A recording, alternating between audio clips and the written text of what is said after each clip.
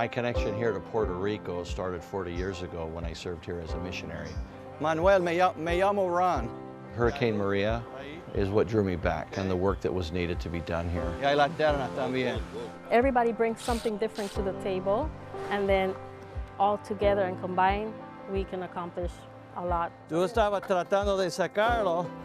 And you could see people sharing their love to one another, and I think that's what Christ wants us to do. And I think being a Christian is to love one another.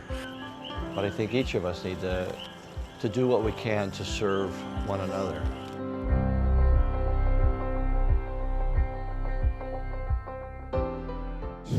After the strongest hurricane hit Puerto Rico in more than 80 years, the island is in the dark tonight, still trying to assess the damage there. Tonight, the city's mayor says the damage is beyond devastating. I've never seen devastation like this one. It's the human spirit is going to have to rise up real high. And I'm sure we have the strength to do it, but we have to find it within ourselves. When I saw the winds coming through and people's tin roof were going up in the air like kites, you know, it really shocked me. Supplies are coming just to the last place over there, but little supplies to this area. It's bad. It's gonna take a couple of years for us to get back on our feet. When the hurricane hit, we were living in Utah. This group of missionaries that served in Puerto Rico in different years, they reached out for us. Everybody came and gave us different resources in order to take it there. We're sharing food, we're sharing the lanterns for each family. But it's been 57, 58 days now that these people have not had the electricity. So it feels good to be able to give them our light, metaphorically, I guess, and we hope they'll pass their light on to somebody else. I was here for 2 weeks originally, was here helping people, and saw areas that were just devastated. And I went back home, went back to my job, back to my life, and I just couldn't get those images out of my mind. And it just came to a point that I really wanted to do something.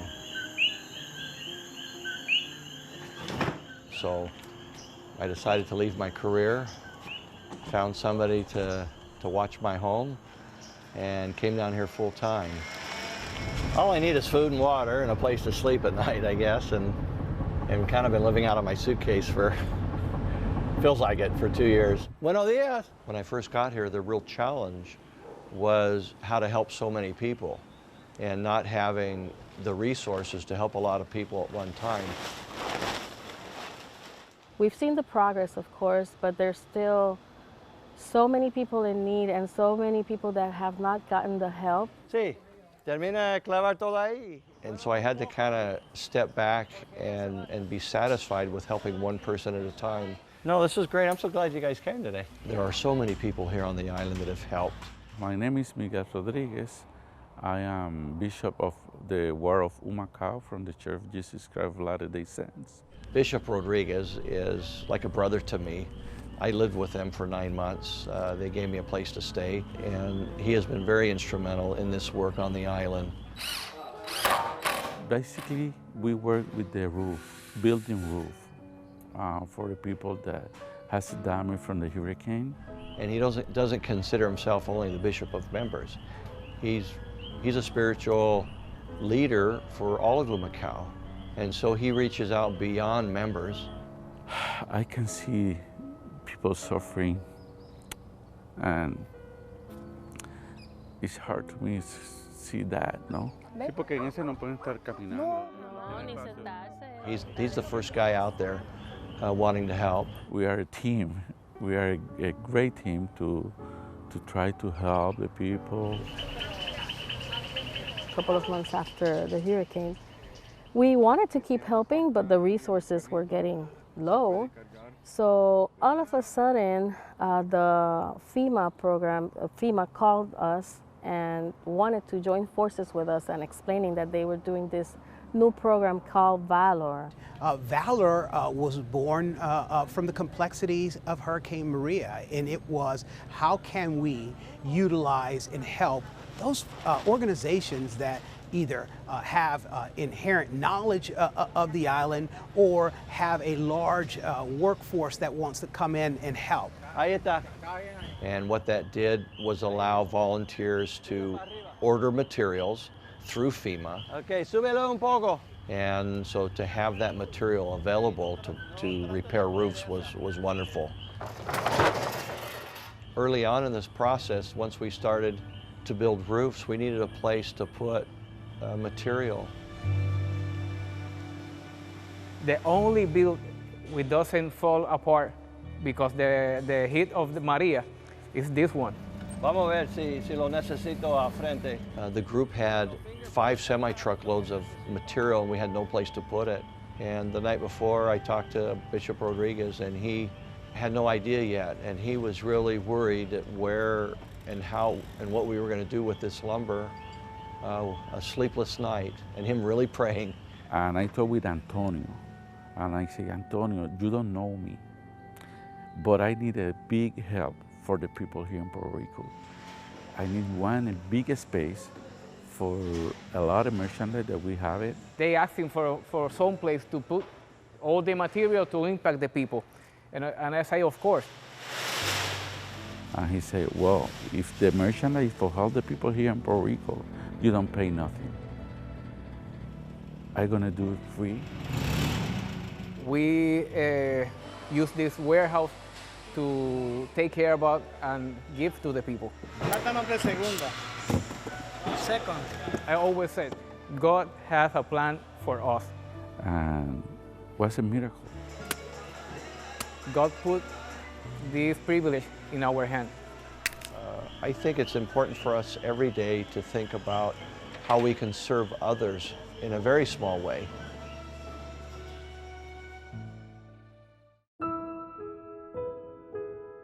So you called this home for 2 years? Perdimos nuestro hogar por completo. Una mansión. Pero tu casa ahí era tu casa, Era right? mi casa. Oh, so yeah, so in the beginning you had families living in different areas, not just your family. You had... Y yo también estuve aquí en esta área. Coloqué un matre y ahí dormíamos todos juntos. Yeah, so they had one mattress, one big mattress where they all slept together in the beginning. No quedó prácticamente nada.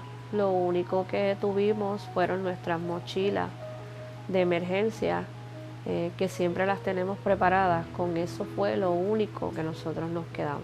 You know, we found Evelise when we went to a FEMA meeting and heard of this woman that was out helping all these people.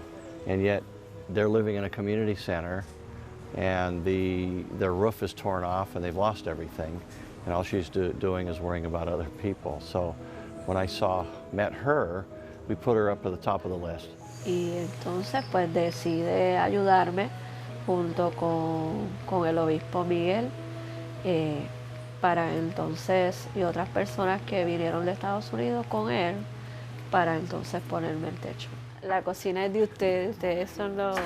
He aprendido, ¿verdad?, que primeramente contamos con Dios, que fue, ¿verdad?, el que trajo las personas para ayudarnos y que de esta experiencia tenemos que estar mejor preparados para futuras situaciones como esta.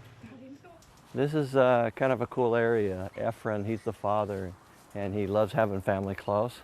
Pamela and Jimmy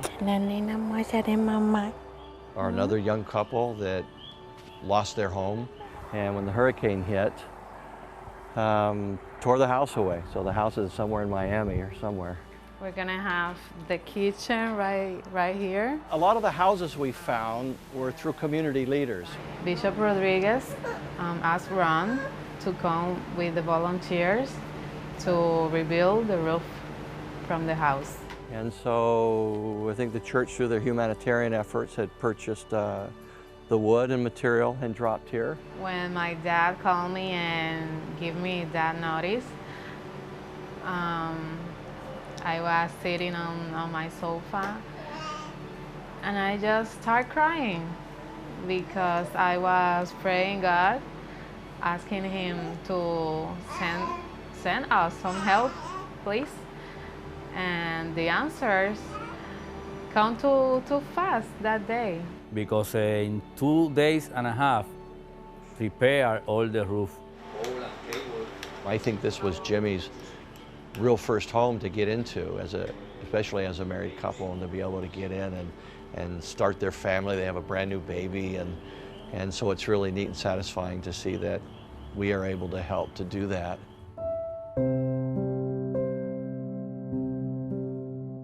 Before the Hurricane Maria, I stay here. My son talked with me, Mommy, I go to the shelter. He go, no, no, no. Please, Mommy, the Hurricane Maria is big. Yeah. That's where your house came out to. And when it disappeared, I lost everything. The house, the furniture, everything. all that was left was the bricks, right? Yeah. That's all that was left. I cry every day. Ron helped me. He repaired my kitchen. She's been without a kitchen for 2.5 years.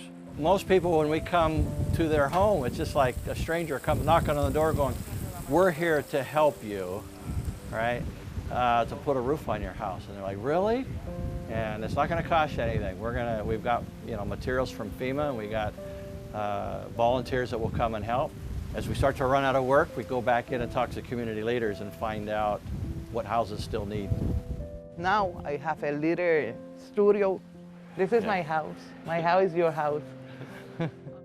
And so when the hurricane came, it tore off the roof. Another home that we were able to help with was Ricardo and Carmen. We lost everything. We don't have nothing. And thank God they came and helped us, the church, Miguel and Ron. Well, it was destroyed, like the ceiling was turned off. And it was sad because I grew up here. It was hard. It was shocking. Wow!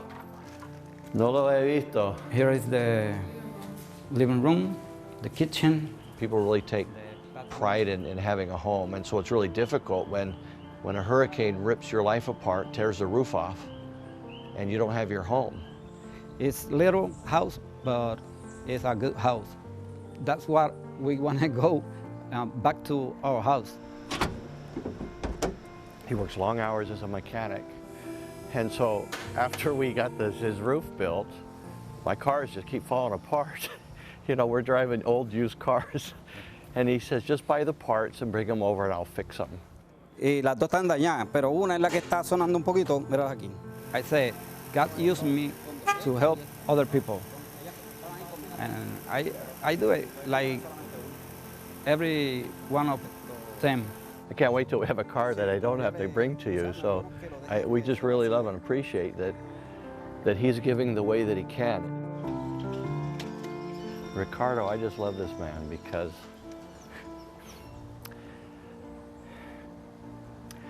he loves God. Porque aquí se está hablando de los huesos secos de Israel. And he loves his family. Wow. I didn't think those emotions were going to come up, but. Mira, pueblo mío, we have to stop and think, what can I do? It's a lot, and so many people to help. I met Hal back in November of 2017 when we both met up with Light Up Puerto Rico to do humanitarian work, and we passed out lights and water.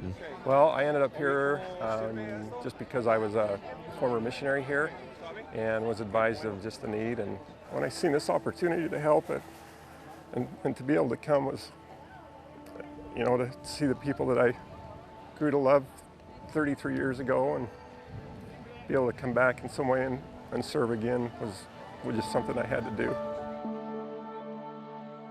I always asked Hal to come back and help put roofs on, and hand me that drill and I'll re-drill this one. And he was finally in a position to do that. In fact, when I come down 2 years ago, I had people asking if I ever did it again, they wanted to go.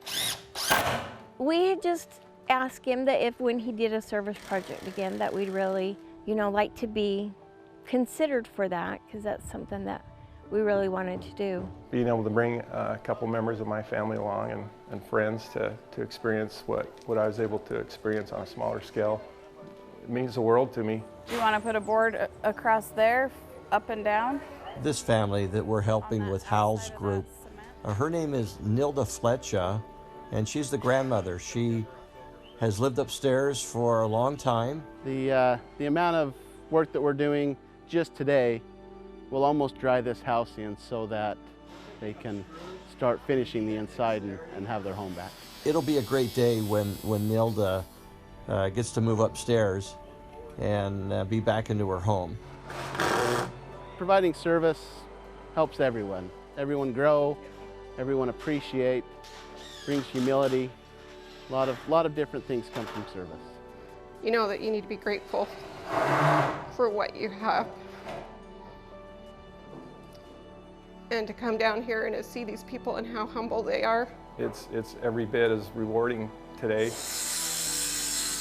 You know, we've done a lot of work, and it's the old throwing one starfish at a time back into the sea. You know, there's a lot of starfish out there, but this really makes a difference for this family. We're gonna have a great day at work today. I'm really excited. We have boots on, lunch packed at 7:45, where our teams gather all their tools and they roll out in our trucks and they go to site. We're gonna have a great day today. There have been a lot of other nonprofit groups on the island.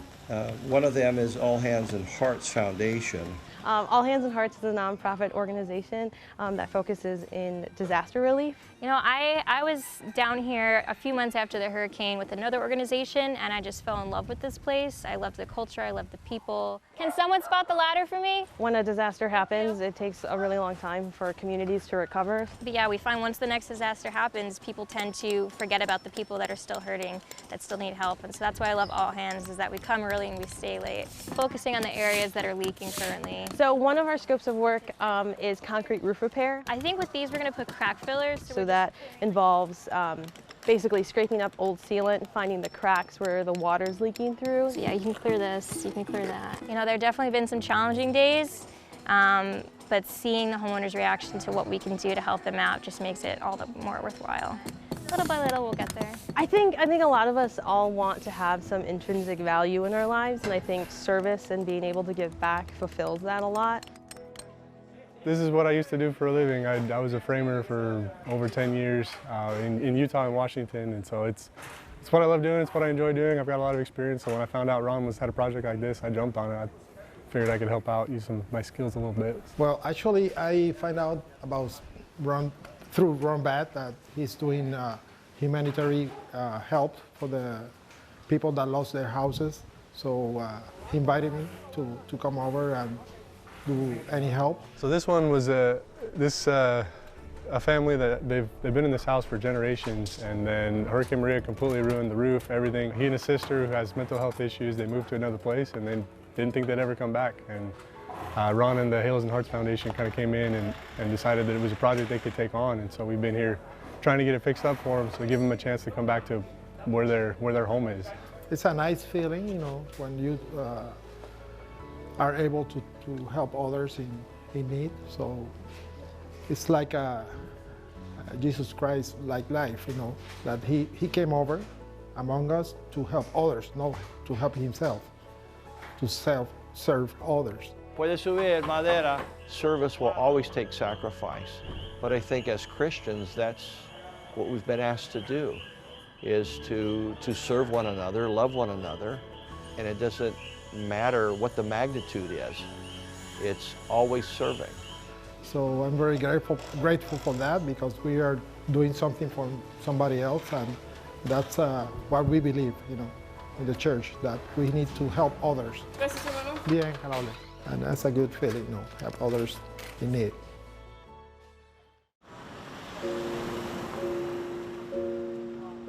So now we have another situation, and it's the earthquake.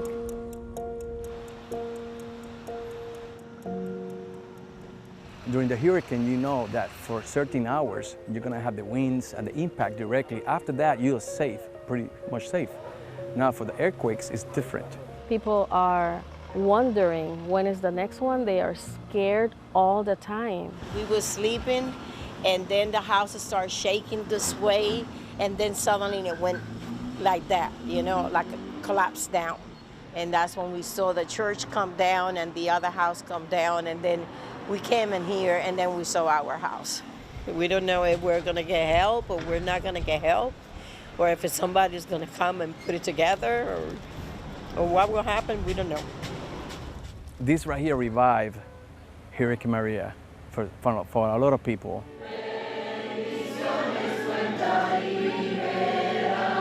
We, as a ward, decided to go and help. Decided to collect this first items like clothes, like food, like water, and go. But that's not the important part. The important part is that we would like to give them hope. Well, we're going directly to find out who is in need. There are 10 people living in this house, and what we're trying to do is to just bring the peace that these people need so they can sleep. We have to minister outside the church limits because they're part of our people, of the people of God. Okay, al conteo de 3. 1, 2 y 3. Como se amado. She's been praying, she's been looking for answers, and then you guys came. And we have felt this peace. I know for sure we cannot impact 100% of the island, but the impact that we made with that specific family members that will always remember. And I think that's what it matters, you know? One by one, impacting families one by one.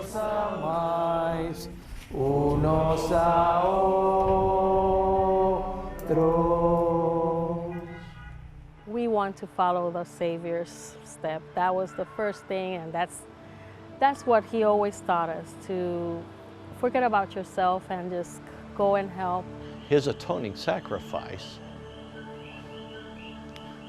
not only helps us with our faults and our shortcomings, but also our pain. That's where the real peace comes with Jesus Christ, our Lord and Savior.